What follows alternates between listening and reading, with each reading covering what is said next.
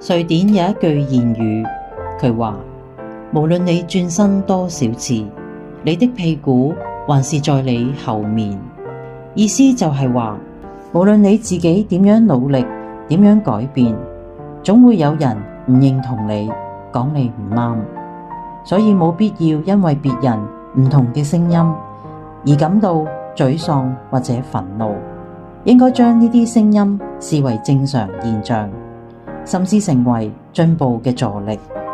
每一個人只要有智慧，聽到自己唔同嘅聲音，唔會令怒火、沮喪、抱怨影響情緒，反而應該覺得係正常。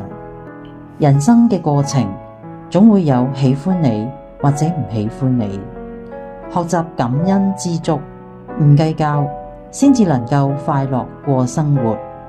有一句說話講得好：凡事豈能盡人如意，但求無愧於心。